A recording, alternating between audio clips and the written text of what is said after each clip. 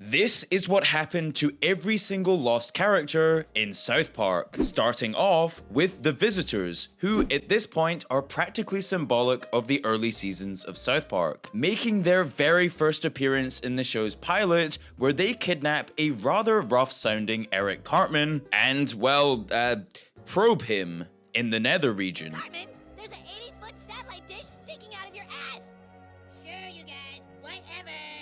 And after this, the Visitors became so iconic that they were included in the background of almost every single episode of the early seasons, which in turn made the aliens an incredibly fun Easter egg for South Park fans to point at their televisions like Leonardo DiCaprio and go, ah, yes, another alien. I mean, hey, I know I certainly did that a few times. Although, at this point, you're probably wondering, if these aliens were so popular, then why have they not continued to be a part of the show? Well, that's because the show's creators Matt Stone and Trey Parker originally wanted South Park to be a sci-fi/comedy that portrayed the real town of South Park, Colorado, and all of the mysterious occurrences that took place there.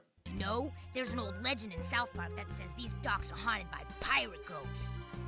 Nuh-uh. However, after the first 3 seasons of the show, both Matt and Trey really started to resent the fact that South Park was becoming yet another science fiction show like The X-Files, and thus, starting from season 4 onwards, they stripped the supernatural feel of the show, and started focusing more on the 4 main boys and their misadventures, which honestly, I absolutely think was the right move, as I love the supernatural episodes of South Park, but, you know, once in a while. Although this isn't to say that there hasn't been sightings of the Visitors in South Park since, as the aliens famously reappear in Dead Celebrities and Logging Off. However, I think we can all agree that it would be really fun to see the aliens return as background characters, as for now, they remain lost. And so, from the extraterrestrial, we now go to the man down under. And of course, I am talking about Satan.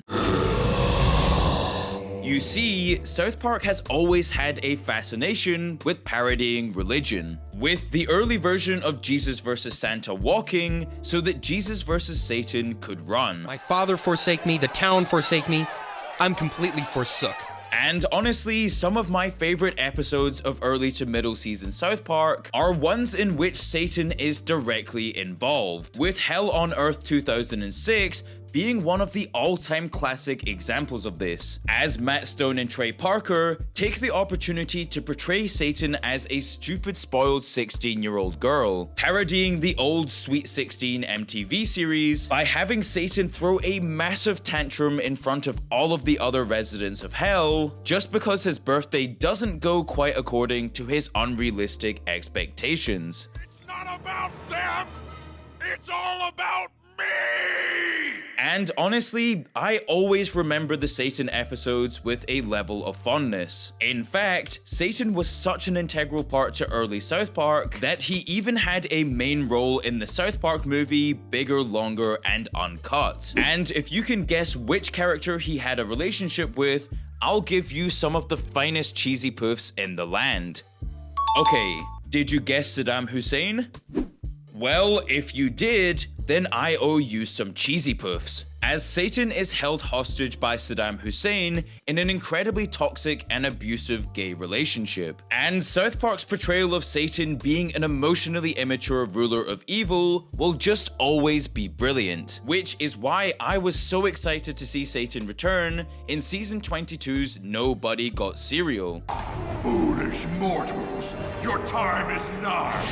Face your end. It looks like Satan is here. Should I start to worry? However, at this point, it had been years since Satan had come to this quiet little mountain town. And so you may be wondering, why? Why is he in South Park? Well, that's because Stan's grandfather made a deal with Man-Bear-Pig, an obvious step in for global warming, which now sees the entire town being destroyed. And so, in order to stop this monster, the boys summon Satan and get him to have one final battle with Man-Bear-Pig. Although, unfortunately for the town, and of course all of the fans of early South Park, Satan would end up dying in this fight. Satan's dead. And quite possibly the strangest part about all of this is that once Satan dies, because of all of his heroics, he's actually sent up to heaven, meaning that this truly is the last time we'll ever see Satan in South Park. However, a South Park character who has been missing for a much longer time is Chef, who, voiced by Isaac Hayes, was always a lovable intermediary between the boys and their mischief. We killed our teacher and they found our semen in her stomach.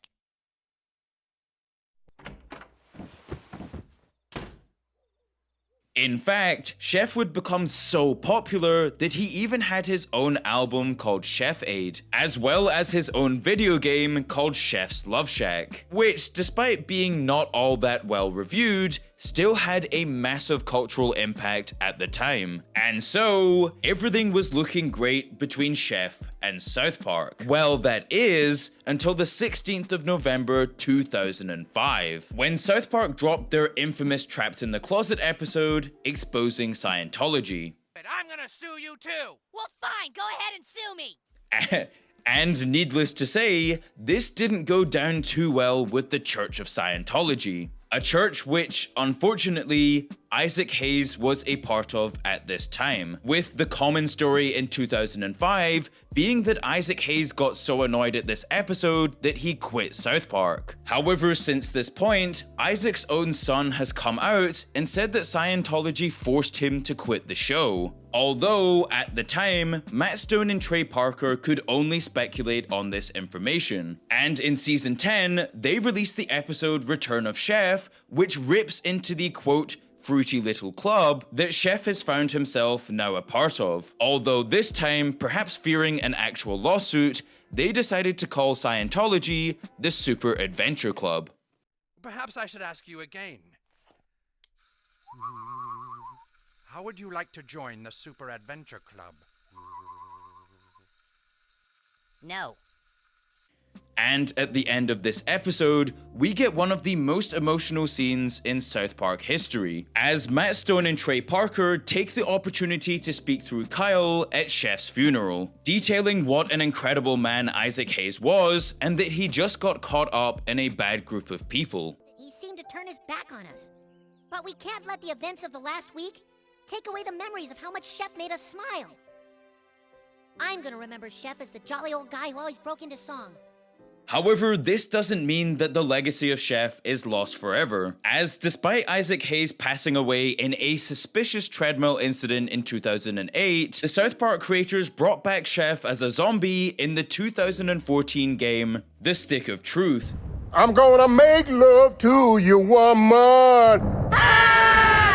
Using all of Isaac Hayes' old voice recordings in order to make it happen, essentially being the early version of AI. And speaking of AI, it's time for a quick AI check, and I invite Sarek Artman, Somer Himpson, Geeter Priffin, and any other channels that he may own to do the same. Although, back to South Park, unfortunately, this is the last time that we will ever see Chef. And from a lovable Chef, we now go to one of the most divisive characters in South Park history. And I am, of course, talking about Pip.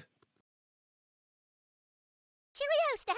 I do say it's quite a nice surprise seeing you here. Shut up, Pip. And if you're a newer fan of South Park, then you might not know that once upon a time, the young English boy named Pip was actually the early prototype of Butters, with his old English accent and his sheepish demeanor making him a perfect target. Although, because his whole character was, being annoying, This led to many fans not particularly liking him. In fact, even the showrunners Matt Stone and Trey Parker openly stated that they wanted to kill off Pip midway through season 1 in the Damien episode, although they both decided against this, as they both didn't like the feel of killing off a character this early into the show. Well, unless that character is Kenny. Oh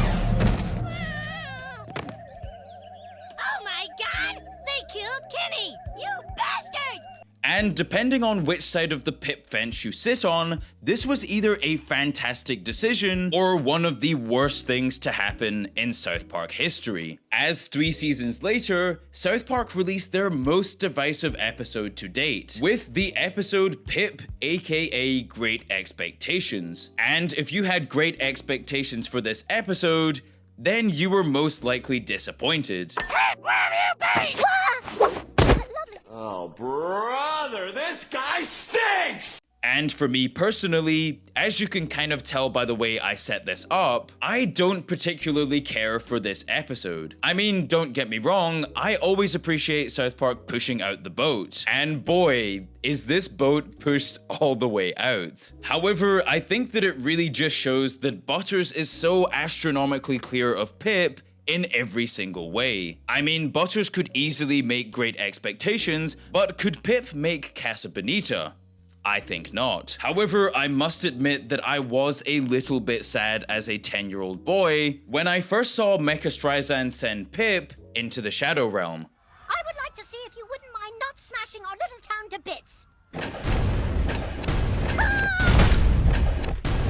And despite me not personally loving Pip, it's clear to see that many people do, as in the past few years, Pip has grown a dedicated cult fanbase, with fantastic videos from South Park creators Slush and Blooms only serving to bolster this. Although, for now at least, Pip remains a lost character. And so, moving on, our next lost character is Mr. Slave, who, unlike all of the other characters thus far, isn't a product of the experimental first 3 seasons, but rather Mr. Slave arrives 3 seasons later in the episode Death Camp of Tolerance, when the ever-scheming Mr. Garrison realizes that if he's fired for being gay, then he could be compensated with millions of dollars.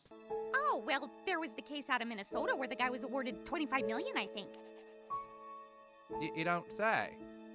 And so, in order to ensure that he gets fired as quickly as possible, Mr. Garrison hires the most depraved assistant that he could find, with this man being Mr. Slave, a man who is, how do I say this in an ad-friendly way? A very experimental person who is always willing to push the limits of what's publicly acceptable, and of course, once again for YouTube policy reasons, I can't show you exactly what he does, but let's just say that it involves the class gerbil and a tight hole. However, despite being a complete deviant, Mr. Slave also proves himself to be an incredibly endearing member of the South Park cast, as in Season 8's Stupid Spoiled Video Playset episode, Mr. Slave vehemently campaigns for women to not simply be objects for the male gaze, but rather to fight for their right to be seen as individual characters with value. Paris Hilton is a nobody. She may have money, but she's a thoughtless, talentless lowlife.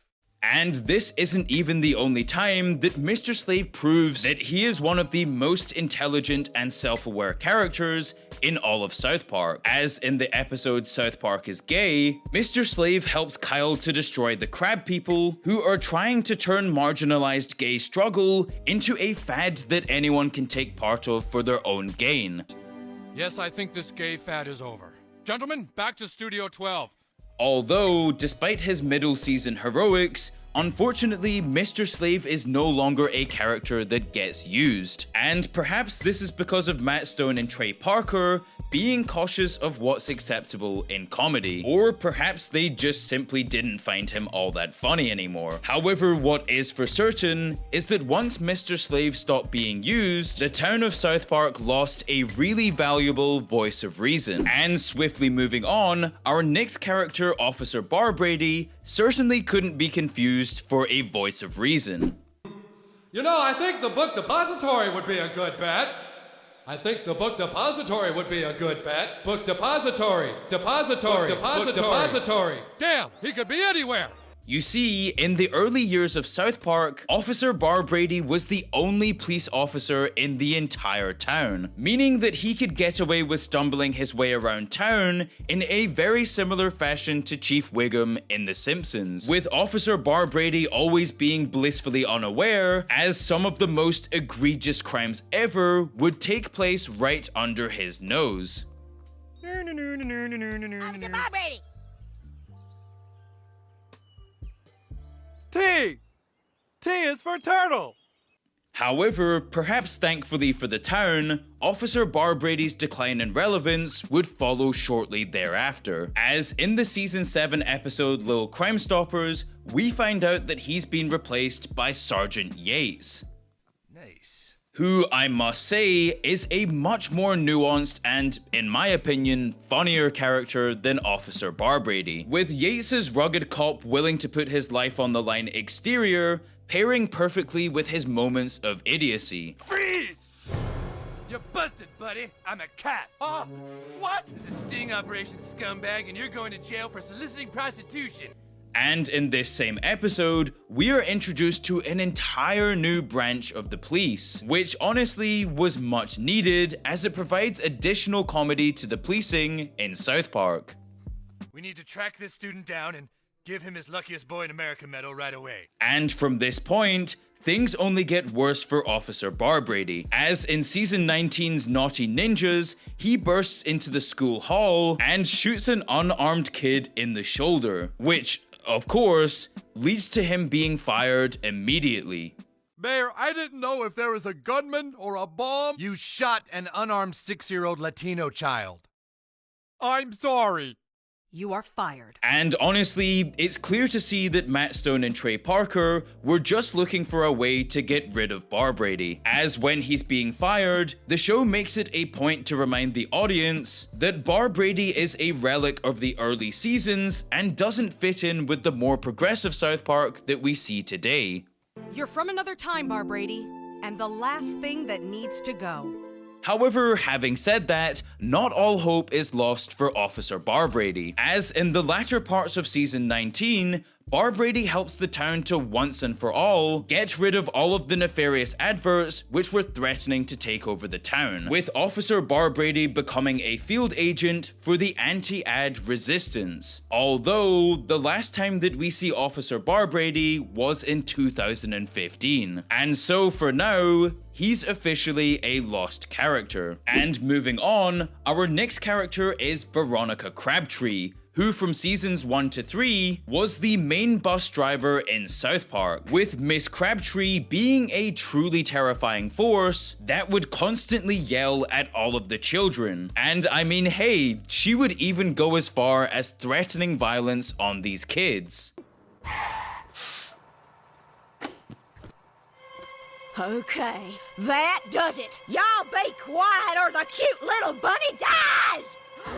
However, it must be said that all of the genius of this character was captured by the incredibly talented voice acting of Mary Kay Bergman, who during seasons 1 to 3 also voiced Wendy, Sheila, Leanne, Shelley, Sharon, and the Mayor. However, it was after season 3 that Mary Kay Bergman sadly took her own life, sending shockwaves around the animation world and leading to an incredibly touching tribute a month later in Mr. Hankey's Christmas Classics, where all of Mary Kay Bergman's characters would be together one last time. And so, as a result of this deeply tragic event, Matt Stone and Trey Parker had to find multiple talented people to continue the incredible work that Mary had started. However, the character of Veronica Crabtree was just too tough for anyone else to nail. And so, after Miss Crabtree was briefly used to parody Otto in The Simpsons Already Did It, Miss Crabtree was officially killed off in season 8's Cartman's Incredible Gift, with the cops adding a brilliant last line that perfectly sums up Miss Crabtree's involvement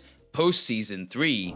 Her name is Veronica Crabtree, bus driver for the elementary school. She was considered an ancillary character, one the fans wouldn't miss much. And so, before we get onto our final character, here are a few honorable mentions, starting with Dr. Mephisto, who during the early seasons of South Park was the town's mad scientist. Oh, and of course, Eric Cartman's alleged father, with Dr. Mephisto being famous for conducting incredibly backwards experiments with animals, and then at the end of every experiment, saying that he'll never play God again.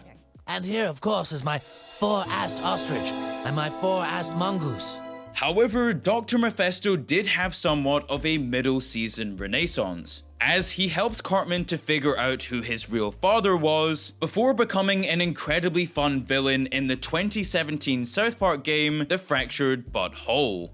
Although, the last time that we ever see Dr. Mephisto is in 2018's Bike Parade episode, which honestly is probably the last time that we will ever see him. And our secondary honorary mention is Miss Diane Chokes on D. And no, I will not be saying the full name. With Diane originally being the boys' 4th grade teacher, who in my view has one of the best training arcs in all of South Park history, as she goes off into the mountains to find Mr. Garrison and ends up leaving with the divine knowledge of how to control Eric Cartman in the classroom. You can suck my Present them. However, unfortunately for Diane, she would then be killed off in The Simpsons Already Did It, where it's revealed that she was found dead with the boys' sea people inside of her. So yeah, I can't imagine she's coming back anytime soon. And so, the moment you've all been waiting for, our final character Will not be seen tonight so that we can bring you the following special presentation.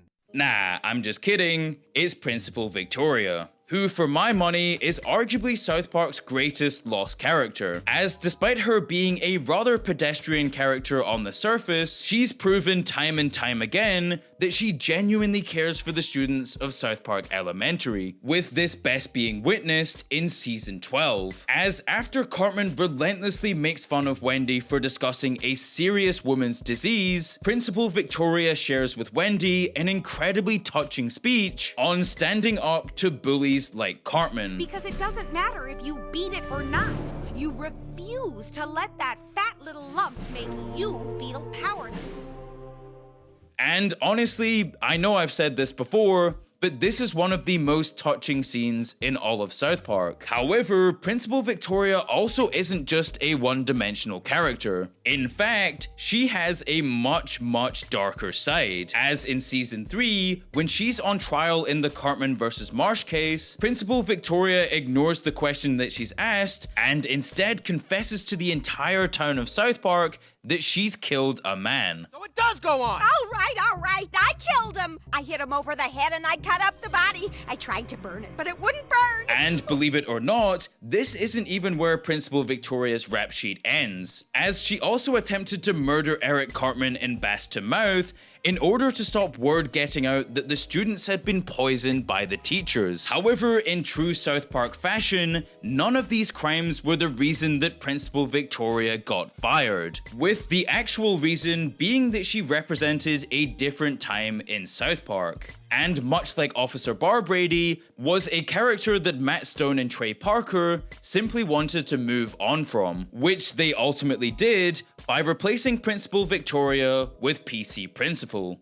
I don't know about you, but frankly, I'm sick and tired of how minority groups are marginalized in today's society. And honestly, I remember when PC Principal first appeared, and I hated him so much. However, as time went on, I slowly came round to the idea that PC Principal was in fact better for this era of South Park. I mean, is he a perfect character? Absolutely not. Is he an annoying loudmouth? Absolutely yes. However, one thing that you have to admit about PC Principal is that he's had an impact on the show, which unfortunately is something that can't really be said about Principal Victoria in the seasons leading up to her firing, which honestly is a great shame because there's so much potential to have Principal Victoria being a true beacon of hope for the children of South Park Elementary, as she's a woman with a fiery edge and a criminal past who's still ultimately able to connect with the children of South Park Elementary in a way that PC Principal just can't. Although, perhaps this is wishful thinking. As for now at least, it looks like Principal Victoria will remain a lost character. And so, this is what happened to every single lost character in South Park. And which character do you want to return the most? Let me know in the comment section below. And as always, stay happy, stay safe, stay human.